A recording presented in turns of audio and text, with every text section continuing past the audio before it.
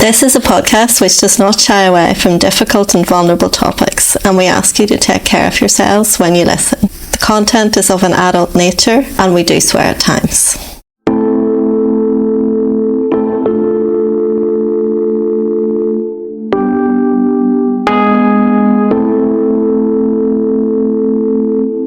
Welcome to the Autistic Licence podcast. I'm Leo in London. I'm Siana, and I'm Carrickfergus in Northern Ireland.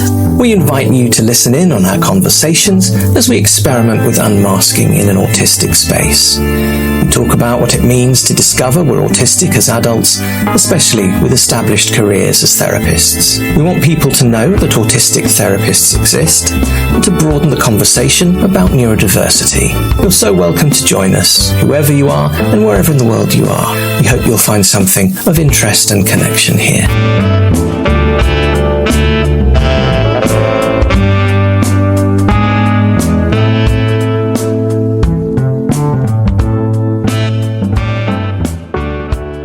You were visiting England with Lana.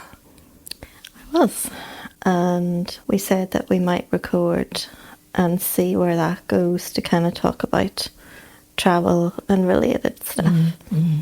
And the sources of kind of activation that you were experiencing, and part of that was the getting to London? Or going back was harder, wasn't it? Going back was horrible. Yeah. We flew into different airports to make it as easy as possible. I did a lot of research around that, so that the trains and connections would make the most sense. Yes. Because I know that Lana and I use up quite a lot of spoons on public transport, especially on the tube. So a lot of things were around avoiding that kind of thing. Yeah. But yes, we flew Belfast to Stansted and then got... I think it was only one. No, we did a change, didn't we? Do a change at Tottenham, actually close to you. That's right, around the corner. We did literally around the corner. Yeah. Actually, not just what I say around the corner, but it's actually far. Yeah. We did. That journey was actually fine. The airport staff in Belfast are great in terms of wearing a lanyard, and they identify me from the lanyard. They treat me really kindly every single time. Yes. And we hold luggage in and everything, security, everything is always great there. Yes, we both have that experience. And Belfast is great. The Belfast airports. They're good at that. Yeah. And Stansted, which I haven't been in as much, but whenever you just arrive in, you don't need your lanyard so much, so it was quite smooth. Yes, if it's a domestic flight, you kind of just go straight through. And then we had to find the train station, but it was well signposted actually. And now that I'm playing this all back, and you realise how much you've taken in. Yes.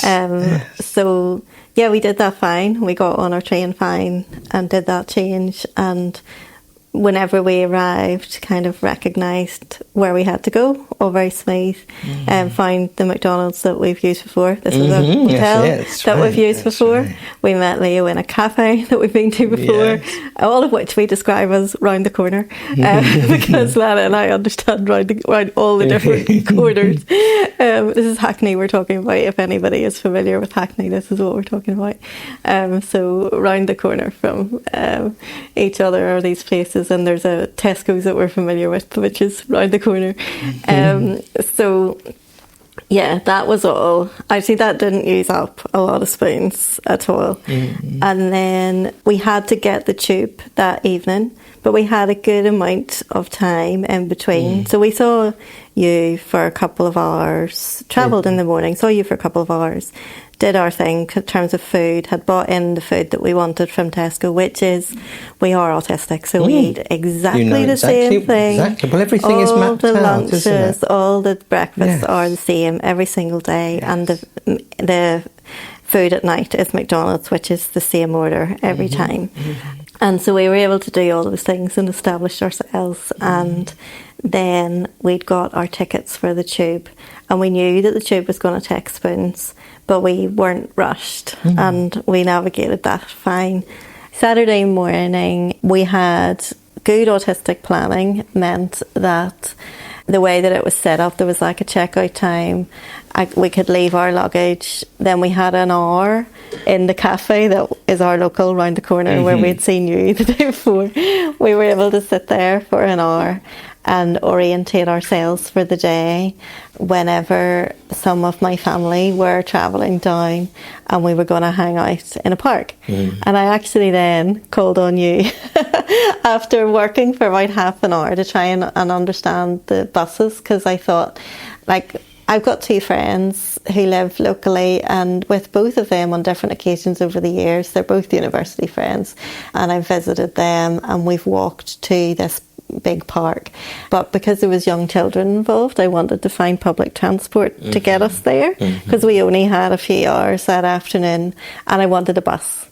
And ahead of time, that was not something that I could take in. I'd done a lot of the big planning, but even for that hour that we had, maybe for half an hour of that hour that we had in the cafe that morning, I was not getting anywhere on, like, I knew there was buses going past the window.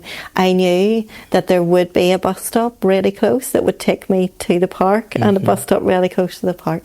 But I was not getting anywhere to find out that information, and I really wanted to have that information so that when my family arrived, I could say, we're going here, we're getting on this bus, and then we're going to the park. And then I would know as well we were doing exactly the same journey back, and then Lana and I had our onward journey planned. We were going over to Windsor. And so I contacted you because I knew when to get to the stage of there's no point in me using spoons whenever Leo is good at transport. And you would just be able to work it out and tell me what to do. And that is... it's really good as an autistic person to know your limitations and to take certain challenges, but then other challenges to just say, can I just outsource this, please? Yes, really, really important. That is really, really important. And I know that not necessarily everyone in that position has that option of somebody remote or close by or whatever to help. But even if you do, even if one does, I also know that it's not the first thought one has to ask for external help or to outsource it to somebody who's, better equipped in that moment to help. It's also intensely gratifying to be that person. Of course it is. That was... you're right, something I'm just good at and have a special interest in, and, transport infrastructure and making things work, plus, a bit of technology there. Just to be clear, you're talking about when you went just the bus journey to the park and back. Right. Okay. So this was still in London. Yes. Okay. That's right. You said to me, "This is the number of your bus. You go to this bus stop. It looks like I was even able to send you a street view of the bus stop that you would get off at. That's right. That's right. Yes. And a Google Maps public transport route. That had a little blue dot. Me and my young nephew followed the blue dot. Oh, really? Okay. Forward and back. Whenever I clicked that link, it automatically brought a map that moved. Yes, from where you were. So we could be on the bus and follow it, which I really liked. Yes, actually. I use that now myself. So I am not being, even though I love public transport, I love trains and planes mostly, and I watch videos and I have computer simulators, I can drive them and fly them and all that kind of stuff. I don't use public transport very often because I also love driving. But that's come into its own since I've been visiting you, because that's all public transport, because that's actually really smooth and easy. So it's the first time that I've got back into being a public transport user since smartphones have got so good. And this is a little sidebar, but it's so intensely satisfying for me that this little thin rectangle in my pocket is my map, my guidance, my tickets, my boarding pass, my looking things up when I don't know what I'm doing, and my ability to communicate with you, to say, here I am, to share locations. It's just everything. It's my life's dream to have all of that at my fingertips, and that everything's... And then when you get on the bus, if you're using it live yourself, it will say to you, get off in 2 stops, get off in 1 stop. This is your stop. Okay. The other thing I found, I don't think I shared this with you. When I went home last time, it was when I went home from meeting you in town, in Hackney. Okay. When I went home, it was the rush hour then. The buses were too full, so I walked the last kind of mile and a half.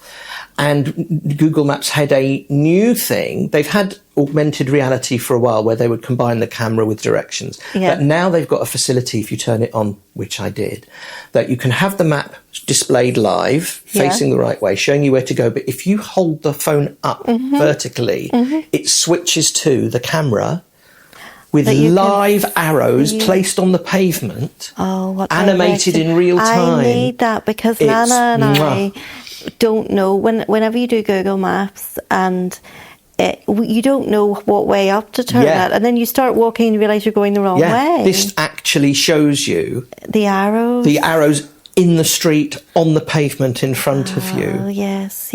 In real time, and really well animated. Now, that's our mistake. Let me show it to you in a little while. Yeah. So there's the little sidebar about me navigating public transport in a completely different way. And also I will add in you talking about, the sensory overload of travelling by tube. And now you're in Northern Ireland. I'm a Londoner. I've lived nearly all my life in London. I never ever get the tube. And now I add in sensory overload to one of the reasons. Mostly it's a claustrophobic thing for me. I just cannot bear the thought of being in tunnels. So again, I make compromised choices.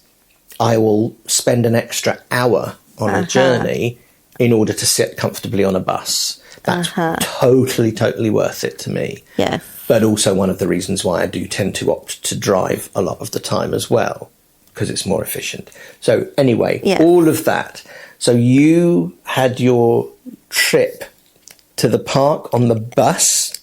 Which was all great because I had those reassurances. Then there was the journey over to Windsor. Yes. Which and we did it as well as we could. Like we got the train that we had planned to get, and we had had time to go to Tesco's to stock ourselves up for our whatever meals we still had to have. We'd probably still to have like dinner, breakfast, lunch the next day. And we had collected our luggage and everything. We did everything that we had planned to do, but that did involve the way that train ticket was. Did I have to go in and get... That was a part of that journey that was going to be on the tube, and that was hard because we had our luggage on the tube, so that took a lot of spoons. I think it was overground, then underground, and then overground again. The overground train at the end was a lovely train with lots of space, and I remember feeling like, oh, this is, we get a bit of reprieve. So that train was nice. I think we ate, we ate on that train, so we were nourished whenever we got off that train. And again, I had done some research in advance from home, but had drawn a blank because I couldn't get the information I needed about the buses that I might need to go to the guest house.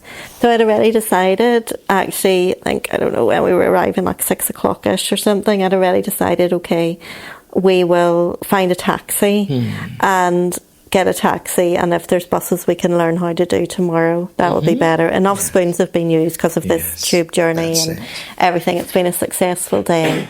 Let's just get a taxi. And then I came out of the first thing that happened was I came out of the train station and I couldn't get data. And it was like, this sounds weird to say it, but I was really stuck that this was Windsor.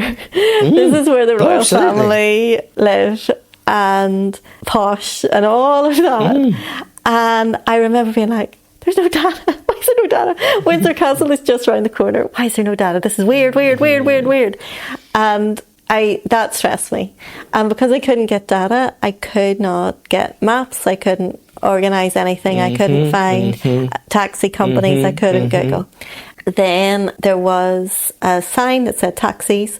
We moved down towards it. I thought that there would be maybe written information on that, and that might help me.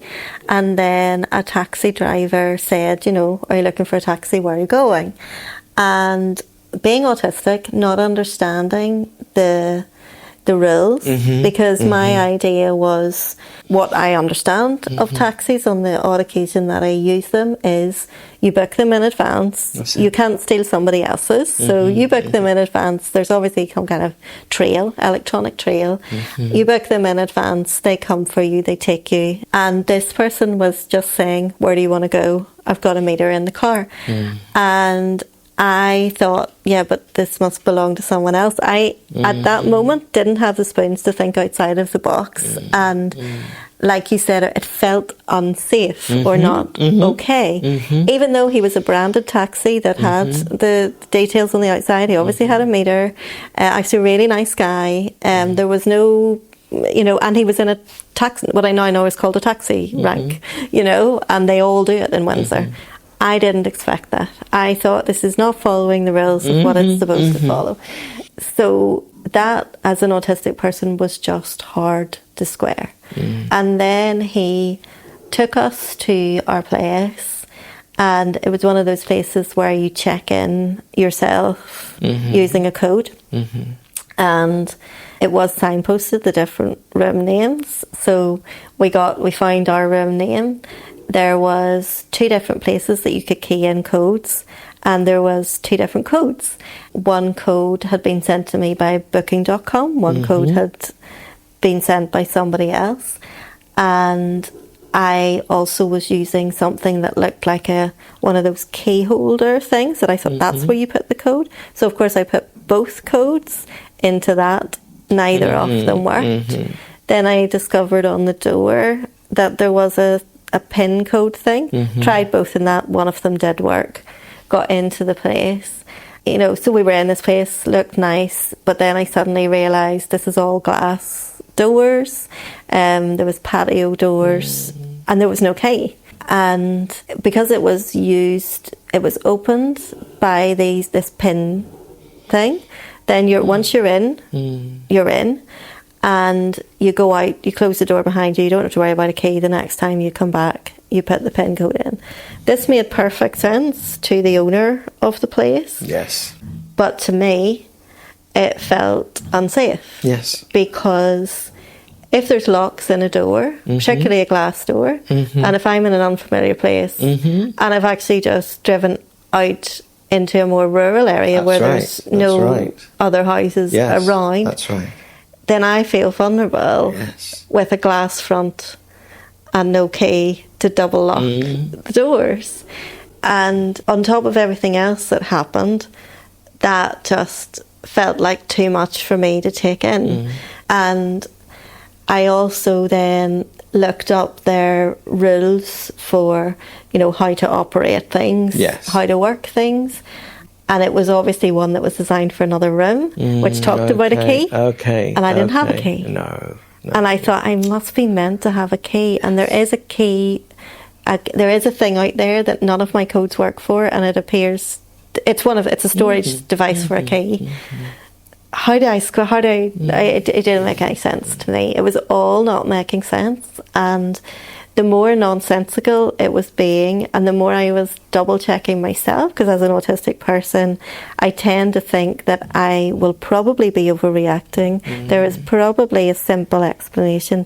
No one else has this problem, and you know, there's always got to be something that I'm not quite getting, even though I've read all of the information and it doesn't square up. Even though those were justified things. You know, the thing about having a glass door with no key in a rural area is an issue that would concern many people when you were already in a heightened state of anxiety because of the journey. And questioning myself and my understandings that, okay, I'm in England, but it felt like, this is a strange country. They've got no data. They operate their taxis strangely, and they don't lock doors properly. You know, it didn't seem very believable to me that would have happened.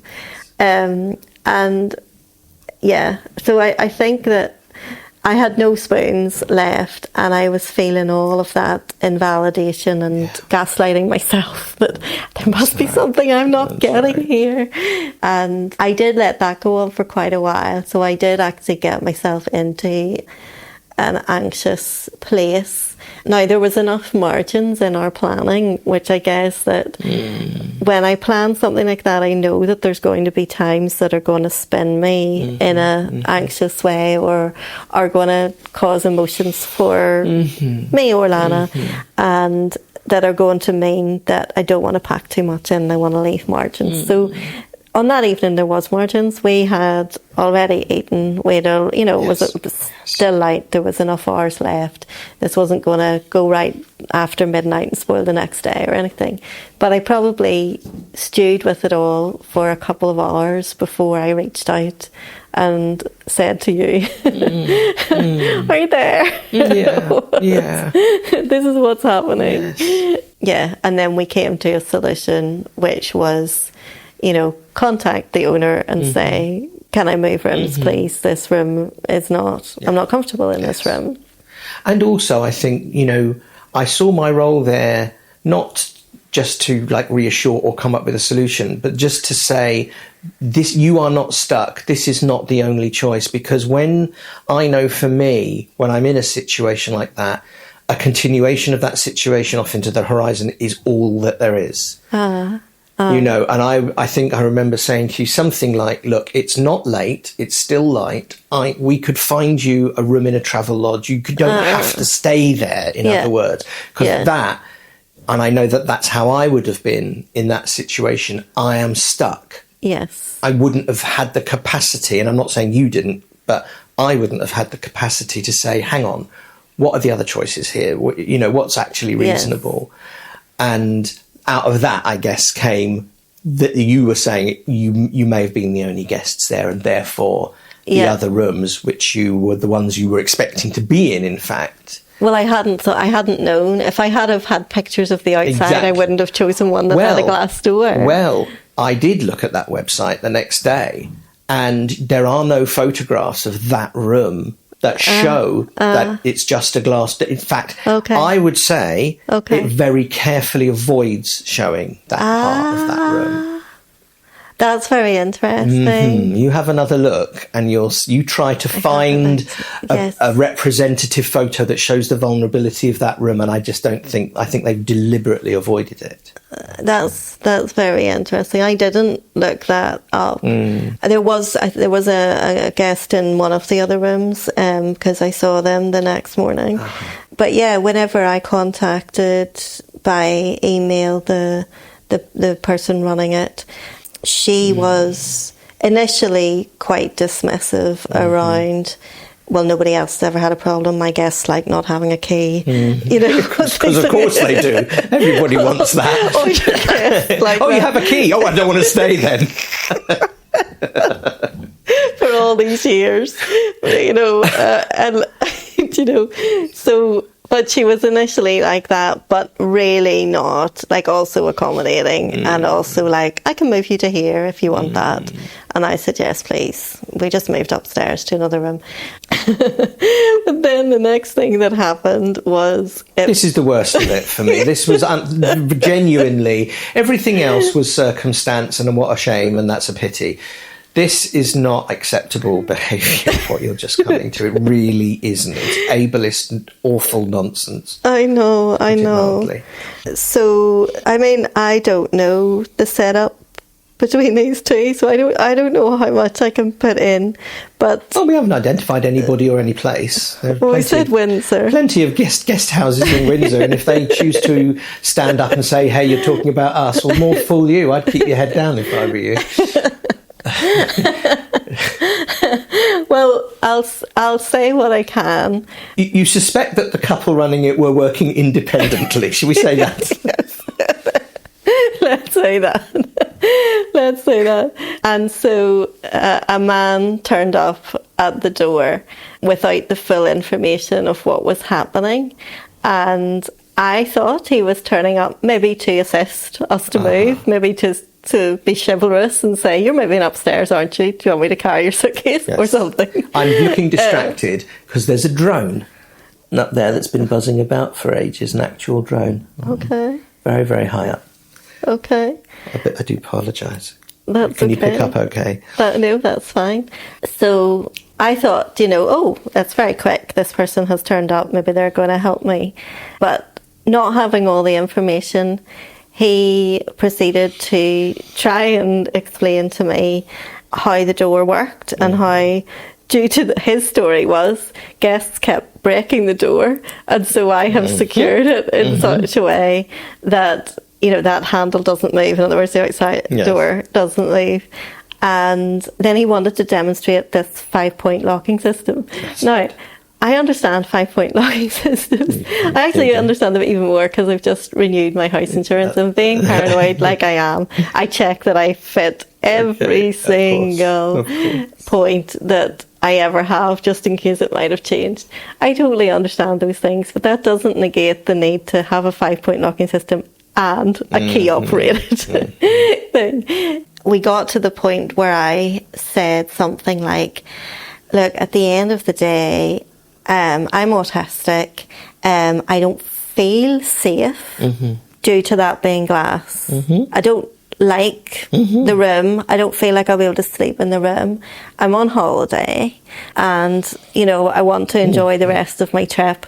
And your wife has already said that I can move upstairs. And I'm actually ready to go, Yes. And his response was, oh, well, we didn't have this information. If, really someone like you would be best in one of the big hotels with reception staff. And I said, like well, I can actually, if it's not actually okay for me to go upstairs, I can actually go to another hotel. Like, that's why I'm all packed up and ready to go. I got packed up and I asked if I could move, and your wife had said yes. And that's why I'm doing this, but I can go to one of the hotels. I didn't challenge him directly on whatever assumption he had of someone like me would be better in somewhere like that. So anyway, we managed to get moved. But you were able to be comfortable, and you got rested.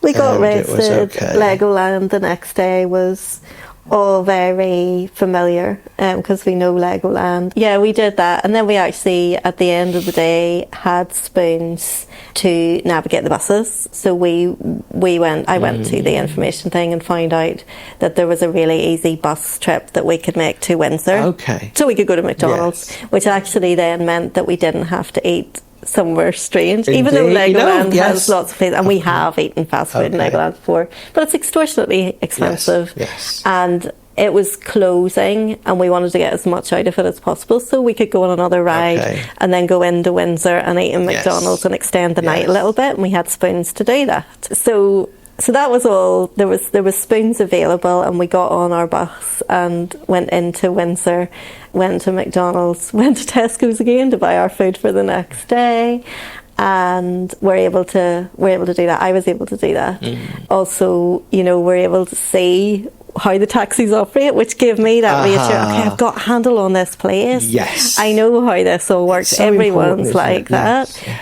It's important then, this is about quite an extreme, profound version of getting your bearings, isn't it? For most people, that just kind of means orienting themselves. Okay, that way is north, that's where the shops are. I know how to attend to myself now. But for you, for me, for others, we can't actually function very well until all of that is securely mapped out for us. Yes. And we might need help. Yes. Yeah.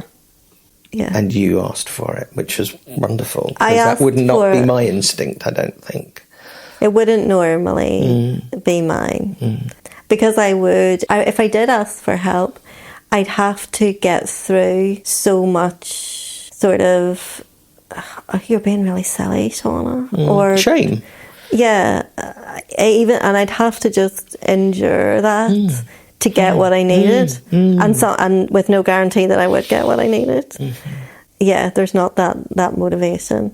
And also when you go, like what happened on the Saturday night, when you go far enough into anxiety, you can't you can't really ask for help soon enough to make that happen. And we have not even talked about Heathrow yet.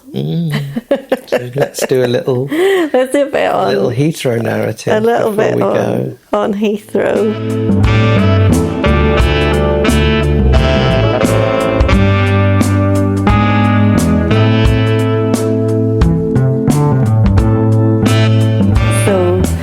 Had a terrible experience actually with untrained, insensitive staff. As you have said, sometimes they seem to have their disability, accessibility, security queue open, and sometimes they don't. Indeed.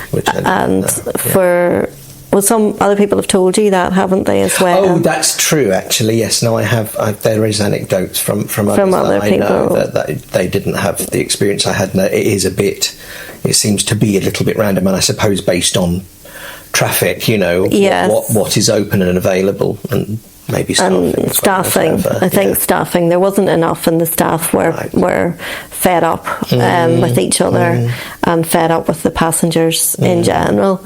So we had to queue for ages, which is stressful because there's really too many people and it's too hot and all of that. Then something happened where at the machines that you put your stuff in the box and they travel through, at the other end of it, so to go through the scanner, the other end of it, the boxes come out and passengers were just lifting their stuff and walking off. They're meant to actually put their trays into a container at the bottom, but because they were just lifting their stuff and walking out, there was a backlog, and actually Lana's and my stuff and some other people's before and after were stuck in the scanner. And I, as an autistic person watching the systems, was going, this is not working. This is not working, and I can see what needs fixing. This is not working. But also, at that point, I could see that my stuff was through. So I think it was out of the scanner, but there was a backlog in the scanner, but I couldn't reach my stuff. But Lana had also been delayed because she had to be searched because she had dinged, which is her first time, and I knew that could cause some anxiety for her. So I was through at the other side, keeping an eye on her and knowing that the staff were too busy joking and making comments with each other to actually necessarily be sensitive. Also, she chooses not to wear a lanyard, so she didn't even have it. Probably would be seen to be young and obviously have an adult with her, but still it could have been stressful for her to be put in that machine, and I was already through and couldn't get at my bag. The big thing wasn't getting at my bag, I was keeping an eye on her. But as part of waiting and doing those two things and hovering around, I could see what was going on with the backlog and no one doing anything about it. And there was a staff member down at the other end shouting at people to put their trays in. Nobody was listening to her. They were just they probably were fed up with queuing and were just leaving and assumed that someone else would do it. I realised that it would be in mine, hers and everybody waiting's interests if I actually started moving some of these trays along. I didn't take all the trays, maybe 20 of them, right down to the end. It was a lot because there was two rows of them on either side. Wow, I didn't realise it was such a backlog. I started to put one into the other while I was keeping an eye on Lana, just to help alleviate a little bit of the jam. Not to take responsibility for everyone, but just to help alleviate the jam. The security woman then felt it was really a good use of her time and a really good use of everyone's attention span to direct her shouting at me directly and to say, don't just pile those trays on top of each other, you need to bring them down to the bottom. And so then everybody was then encouraged to look at me, who was doing the wrong thing. Me with the lanyard, looking after the child in the scanner, who'd never been through that before. me actually doing a job that clearly wasn't mine because I don't actually have baggage to fit in 20 trays, contrary to whose belief, you know. Yeah. So, but because she wanted someone to yell at, obviously, and had no awareness that yelling at someone with a green sunflower lanyard actually was really bad practice, and that person wasn't doing anything wrong. They were actually trying to fulfill a job that might have even been hers. Yes. If, like, maybe she's actually partly employed if people don't do their job to stop the jam. Yeah. What about the people operating the scanner? Surely they weren't, the trays weren't moving through, so you know, there was a backlog either side. But she felt that the way to deal with that was to yell at me. So I did not do as I was told by her in that moment and clear my 20 empty trays. I think I stopped helping at that point because I was so shocked and so embarrassed because everybody was looking at me, and froze a bit, but focused my attention on Lana and making sure she was okay. Then when Lana came through, I think me or someone else had managed to get things moving, and we got ourselves. There was a delay, really, really hot, and they had no provision for dealing with people with lanyards to get any kind of priority boarding or anything like that. Which again is just exactly the opposite, same gate. When I was there, I was beckoned for before they started boarding, even though I was in the very final group according to my boarding pass. It's just it seems to be the luck of the draw as to who's on the desk. Everybody that I saw seemed clueless. It could have been that I was wearing a lanyard for my favourite pop band. You know, that was what it was. This is just some kind of fashion statement, and it says I am autistic. Yes, it does. And given like how difficult my experiences had been, it was always turned to the side because I thought I need a break here. I've had a terrible experience at the security. Why aren't you being nice to me? So to explain, the lanyards that we wear have identity cards on them. On one side you got your photograph and you got all your information, but on the other side it's just a big green sign with 3 words: I am autistic. And it's green and yellow. It's a sunflower. It stands out. You're wearing it to be noticed, like an event promoter. Yes. Or and it's very unusual to like see that. Another one among the thousands of people you might encounter on any one visit to an airport. They are not. I was the only one in that gate that had it. Yes. It just is obvious. Yes. And it's quite, you know, you can be quite self-conscious wearing it. And I choose to do that because I really need the assistance because airports are overstimulating. And it was like I wasn't seen. So like you say, there was no priority. We were in group 4 actually. So we weren't, I think 9 is the last one. That's correct, yes. But even whenever I got to the front of the queue so we went up with group 4, still had the lanyard on because I was insisting on keeping it because I needed, I needed whatever, if it was going to deliver anything, I was so vulnerable that I needed it increasingly as time went on. And we got to the top of that queue, and actually Lana went ahead of me because we knew we both had boarding passes on 2 separate boats, and she was beckoned over to somebody on a desk, and they have this new thing where they take your photograph. So this lady told her to stand on the wee things and take her photo and checked her boarding pass. And I had been watching from our place in the queue so I could see what was happening to people. And some people were being sent to the lady, and then for speed some were being sent to these automated machines, which also took your picture. But I thought, oh shit, do not make me navigate a machine. This is a new process. People are getting their photos taken. I've never had my photo taken before a flight before, so I need a real person to be helping me, and I've got a lanyard. Surely you'll send me to the real person and be nice to me. But anyway, Lana got sent to the person, and I was told to go to a machine, and I said, can I go with my daughter please? And she said, yes, of course. But it wasn't because I had the lanyard that I was sent to the lady or that I was sent with my daughter. It was because I asked. Because at that point, I just knew the last thing I need is to get to a machine, freeze, not be able to use it, and look round and feel stupid because no one's actually going to come and help me with it.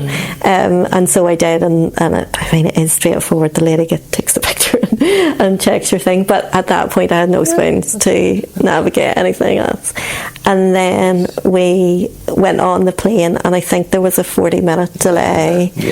And there was no aircon because they couldn't get the aircon until they were in the flight in the air. So and we were in the back seats, which we thought were attractive, being at the back rather than being in the middle, and a window seat and a middle seat. But there was no window. The very back of the plane, there's no window. And we didn't realise that. So we couldn't even look out the window. You're just sitting, waiting for this hot plane to take off. So, not very nice. But Heathrow, please train your staff. Thank you. Or at least be consistent. If it's going to be horrible all the time, at least we can prepare ourselves and not go. But I had a fantastic first experience. But as I said, if I'd have gone through what you went through, especially that last bit, for me, being stuck in a windowless, tight environment with no air, being too hot, that's hell. But I would never, I would just, I don't know if might even have put me off kind of travel for a while even.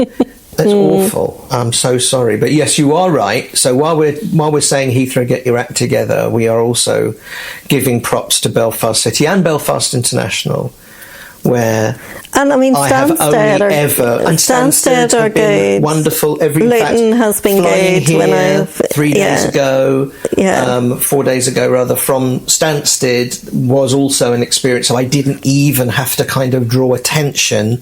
People spotted me in advance. Mostly they do. This way, quietly, direct me from point to point to point. Go and stand on this yellow thing. This one's free for you now. Just beautiful. And I've airports and smells, I think, was the episode where I talked about my kind of early lanyard experiences earlier this year. And it has been something I now have no second thoughts about whatsoever. Partly until now. If I have to go through Terminal 5 again at Heathrow, I will at least be, I suppose, wary that it might not be a consistent experience with the one I had in the first place. Yes. And it's interesting, the contrast between where I expect, in most situations in life, I kind of expect things to be hard and I'll work them out myself. But because of good experiences in an airport where I've been treated with such kindness, then I allow myself that. And I go through the self-consciousness of wearing the lanyard and consciousness of saying, I am more vulnerable than most people in this place, and so please look after me. And it's when you don't get that and you get the opposite. And when it's interesting when you say about being beckoned and being told, and sometimes I think I remember in that episode saying, like, I might not need all the help. Like, some people ask you if you're okay and you are okay, but it's still really, really nice. In this, there was a thing happened when we had just gone through, so we dropped off our hold luggage, and there was this big, one of those pull-up signs, and it says step 3, now go to security. But it wasn't, there was no arrows on it. So we then started heading in a general direction, and I thought, there's 2 people, staff members there, and I was being quite, I wouldn't have looked stressed. I wasn't stressed at that stage. That was before security, with every belief that I would be helped. And I said, this way to departures, like that, pointing. No sign that was obvious for departures at all at that stage, just the way that it happened. And there is not good signage, actually. And the sarcastic comment coming back to me was, well, you wouldn't want to go that way because you would be leaving the building. Nice. Instead of just saying, yes, you're right. It's more effort, isn't it? It's more effort to be sarcastic to me than, and I was just anybody, even if I don't think he registered the lanyard. But that's not acceptable to anybody. In an airport, lots of people want reassurance. Am I going the right way? Of course. I'm looking, you know. Of course. But no, you wouldn't want to go that. And I was still like, really? Yes. We're the ones that can't communicate. Yes. Really?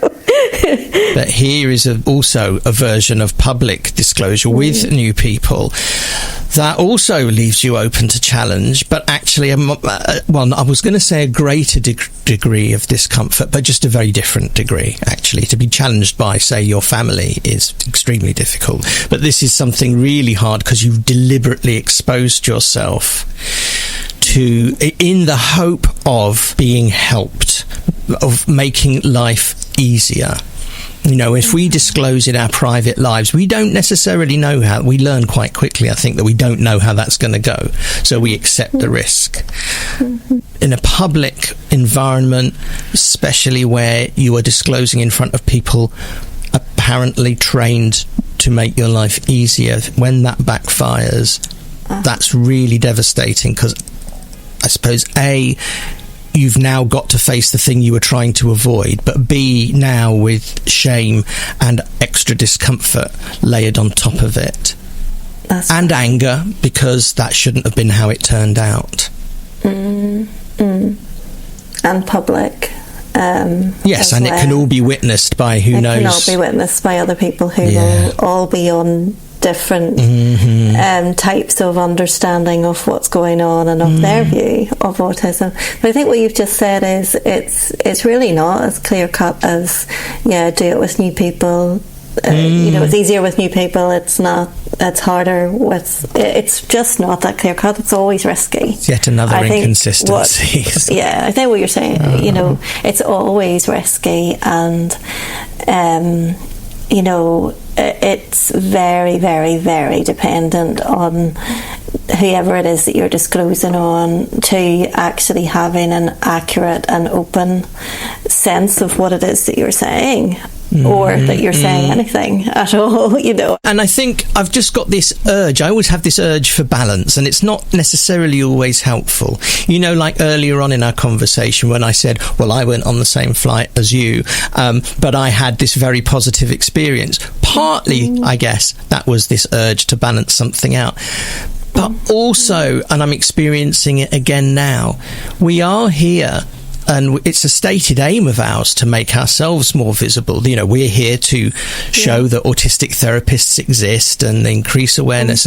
But, you know, we also want to, again, it's a stated aim to model things for other people, autistic and holistic. But in this, my worry is that these experiences do then damage people's confidence in putting on the lanyard for the first time, for example. I don't know what to do with that. I don't have an answer for that. I suppose what I was coming out of from what you were saying is, yes, there is risk in disclosing in however we do it. Hopefully that risk is lower in something where there is a structure around it, where there are procedures, where there is training, that it's less likely, I hope, that you're going to be challenged or that your request for help is actually going to result in making things worse. But also, we can't come on and say that doesn't happen because you have experienced it. I haven't in that way yet. But then also, I've exposed myself to it way less than you have so far. Yeah, and I made the point that was the first bad experience that I had after a good number of good ones. But I guess that, you know, I'm also not going to become some kind of cheerleader for a world that doesn't exist. Yeah. That doesn't mean that I can't do a podcast to raise visibility. It does mean that I'm not going to pretend that the world is further on than it actually is.